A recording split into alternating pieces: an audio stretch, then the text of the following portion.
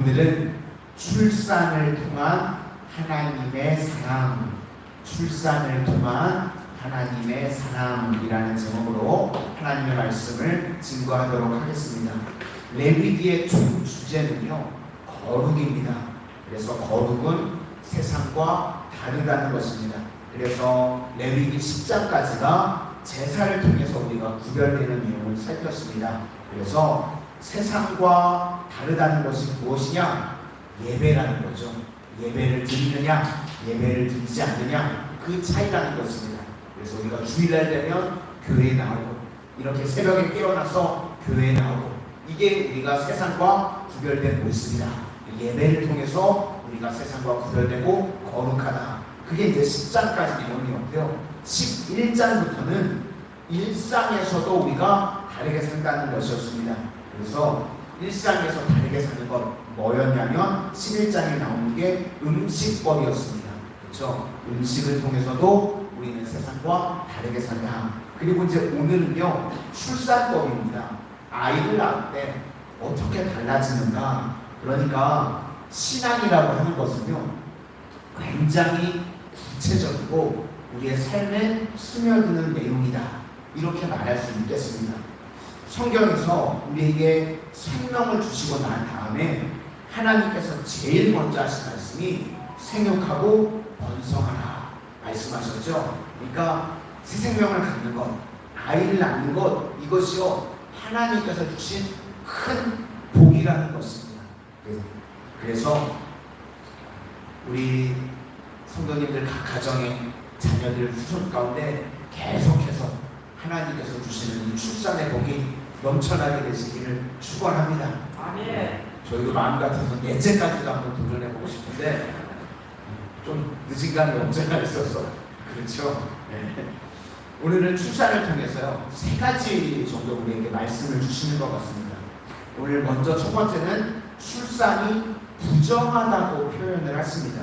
그런데 사실 이거는요 하나님의 특별한 사랑이라는 것입니다. 보호해 주시려고 부정하다고, 부정을 통한 보호다, 이렇게 말할 수 있겠습니다. 겉으로는 부정이다라고 말하지만 사실 실상의 내용은 보호해 주시려고 하나님께서 그렇다고 하는 것입니다. 그리고 그 다음에 나오는 내용은 할례, 이거는 몸에 새기는 거룩이다. 이것이 확장돼서 우리의 삶 가운데서 거룩이 드러나야 된다. 이런 것을 표현하고 있는 거고요. 마지막으로는 이제 아이가요 공동체에 처음 나오게 될 때 예배를 통해서 아이를 데리고 나와라, 그 말씀을 하고 있습니다. 3가지 차례대로 한번 살펴보겠습니다. 첫 번째, 출산을 부정하다고 이야기를 합니다. 이유가 무엇인가? 보호하시려고 그렇다는 것입니다. 이게 하나님의 사랑이라는 거죠. 부정의 기준은 피의 유출입니다. 성경은요 피는 생명이라고 이야기를 합니다. 그래서 피가 나온다 그러면 다 부정하다고 말씀을 합니다. 사람 몸에서요 피가 얼마나 중요하냐면 2리터 있죠. 많지도 않잖아요. 2리터만 몸에서 피가 빠져나가도 죽는다고 합니다. 그래서 뭐 어디 상처가 났을 때 막 지혈들을 하시는 이유가요, 이 피가 제일 중요하기 때문에 그렇습니다. 조금만 피가 모자라도요 우리가 뭐 빈혈도 오고 그렇죠. 2리터만 피가 빠져나가도 죽는다고 합니다. 그래서 성경은요 이 피가 생명이다, 이걸 우리에게 말씀해 주고 있습니다. 1절과 2절을 한번 보시도록 하겠습니다. 1절과 2절입니다. 시작. 여호와께서 모세에게 말씀하여 이르시되 이스라엘 자손에게 말하여 이르라. 여인이 임신하여 남자를 낳으면 그는 1년 동안 부정하리니 곧 월경할 때와 같이 부정할 것이며. 이제 4절과 5절에 나오는데요, 남자아이가 태어났을 때는 7일 동안 부정하고 그 다음에 산열이죠. 아이를 낳고 난 다음에 여인의 부정, 산열이 깨끗하여지는 것이 33일이랍니다. 그러니까 7 플러스 33, 남자아이를 낳으면 40일 동안 밖에 나가면 안 되는 거예요. 전혀 밖에 나가면 안 되고 집안에만 있어야 됩니다. 부정하다, 40일 동안 부정한 기간이었습니다. 그리고 이렇게 40일을 부정하라고 아무데도 나가지 않게 하는데요. 실은 하나님의 보호라는 것입니다. 하나님께서 보호해 주시려고. 또 여자아이는요 보니까 14일을 부정하고 사년이 깨끗해지는 데는 66일이랍니다. 더하면 80일이죠. 이상합니다. 왜 차이가 있는가? 이 해석을 해본 걸 보니까요. 그 당시에는 남아선호 사상이 있잖아요. 그래서 여자아이를 낳으면 어머니들이요 상심이 더 크답니다. 그 당시에. 지금은 사실 잘 납득이 안 되시죠? 그 당시는 그러셨대요. 그래서 또 위로 기간, 시어머니도 이제 막 욕하시고 그러다 보니까 위로 기간이 여자아이를 낳았을 때가 2배가 더 컸다는 겁니다. 그리고 또 하나는요, 이 모세오경의 1차 독자가 누구냐면 출애굽한 이스라엘 백성들이죠. 그러니까 이스라엘 백성들은요 얼마 전까지 사실은 다 노예였습니다.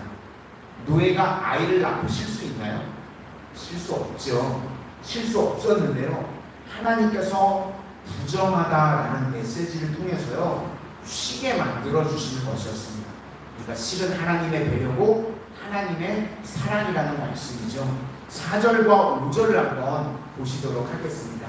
4절과 5절입니다. 시작. 그 여인은 아직도 33일을 지내야 사년이 깨끗하리니 정결하게 되는 기한이 차기 전에는 성물을 만지지도 말며 성소에 들어가지도 말 것이며 여자를 낳으면 그는 2일에 동안 부정하리니 월경할 때와 같을 것이며 사년이 깨끗하게 되면 60일을 지내야 하리라. 이렇게 부정하다는 누명을 씌워서 보호해 주신다는 것입니다.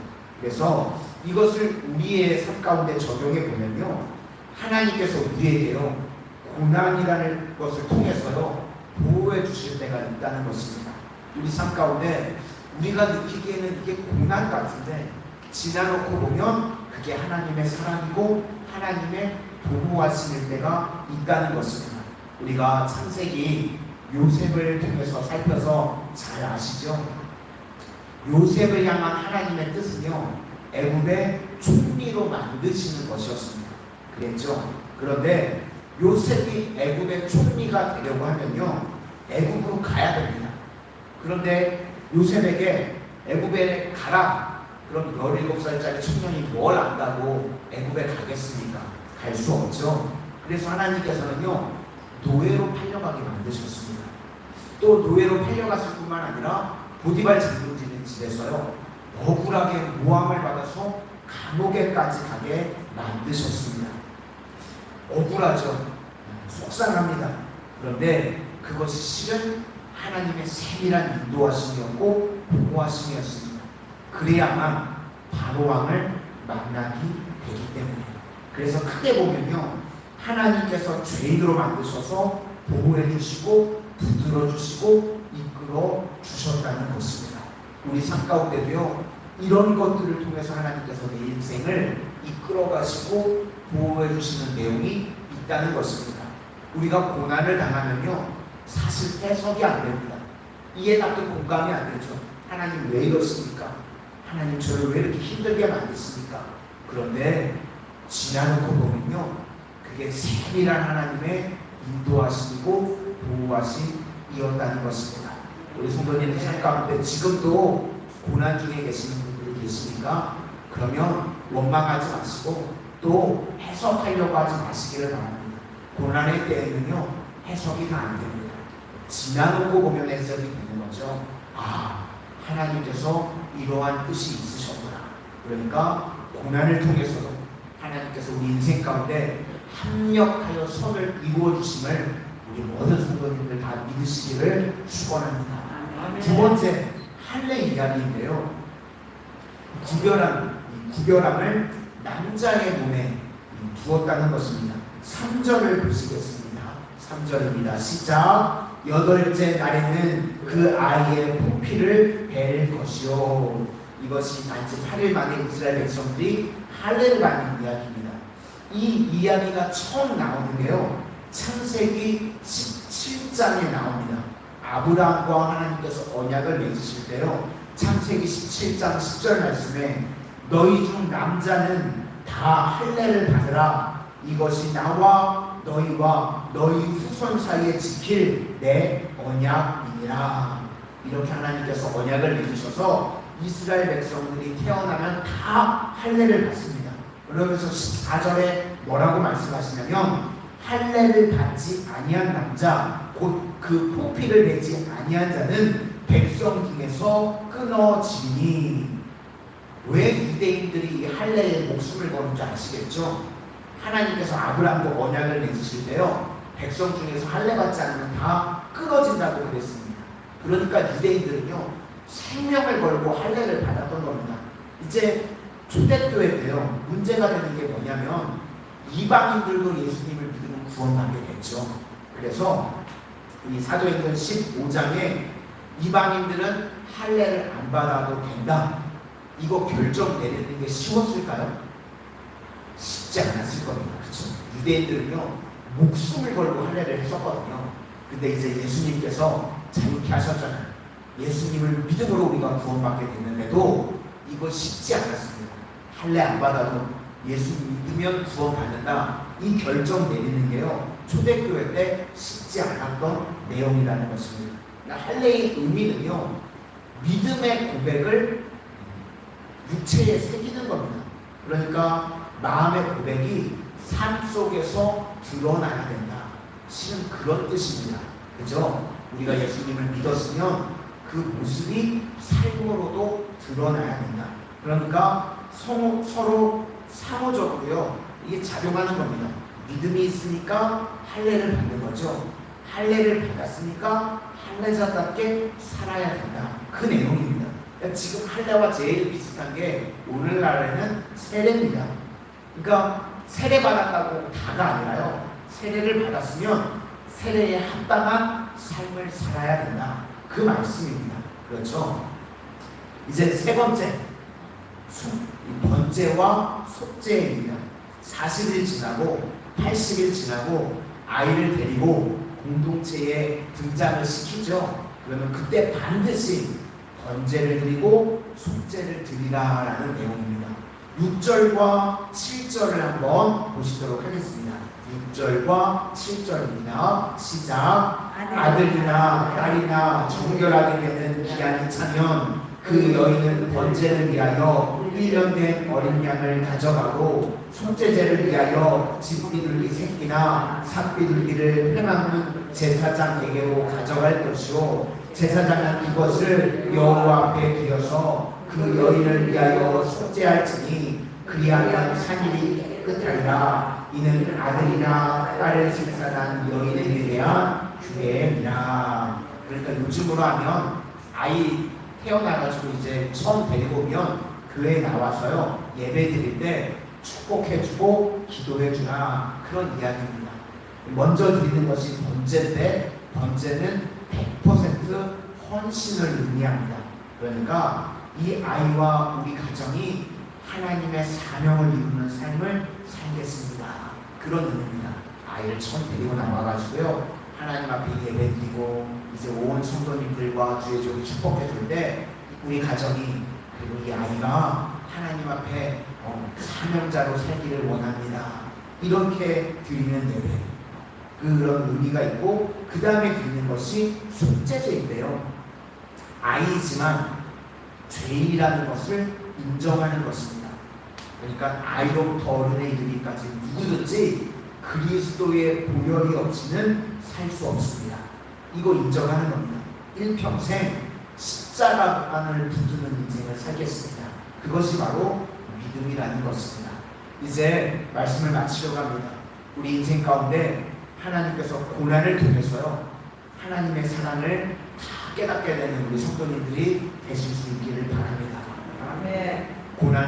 고난 뒤편에 숨겨놓은 하나님의 축복이 있는 줄로 믿습니다. 고난 뒤에 있는 합력해서 선을 이루는 하나님의 축복을 체험하는 우리 성도님들 되실 수 있기를 바라고, 우리 신앙은요 부적 아닙니다. 세례 받았다고 직분자 됐다고 다 끝나는 거 아닙니다. 세례에 합당한, 직분에 합당한 우리가 삶을 살아야 할 줄로 믿습니다. 그리고 아이를 처음 데려오는 것을 통해서요, 이 하나님 앞에 가장 먼저 예배를 드리죠. 이것은요, 아이를 데리고 올 때뿐만 아니라요, 우리 삶의 모든 영역, 모든 부분이 그렇습니다. 우리가 먼저 뭘 처음 할 때, 이사를 간다든지 사업을 시작을 한다든지 가장 먼저 예배로 시작할 수 있기를 소망합니다. 하나님 앞에 가장 먼저 예배드리고 그렇게 예배로 풀 수 있는 인생들, 그럼 하나님께서 그 인생을 축복해 주실 줄로 믿습니다. 기도하겠습니다. 은혜의 주님, 우리 인생 가운데 하나님께서 고난을 허락하실 때 실은 그것이 고난이 아니라 하나님께서 우리를 향하신 특별한 사랑임을 깨닫는 성도님들 다 되게 하여 주시옵소서. 그리고 우리가 세례받고 직분받은 것으로 끝나는 것이 아니라 세례에 합당한, 직분에 합당한 믿음의 삶을 살아낼 수 있도록 은혜 더하여 주시옵소서. 그리고 저희 인생의 가장 처음 되어지는 모든 것들 예배로 풀게 하여 주셔서 하나님 시작을 예배로 심을 수 있는 믿음의 백성들 다 되게 하여 주시옵소서. 오늘도 가장 처음 시간 예배로 심고 기도로 심습니다. 나의 힘이 되시는 여호와 하나님으로 말미암아 인생의 모든 문제들, 풀리지 않던 것들이 주님 의지함으로 풀려지게 하여 주시옵소서.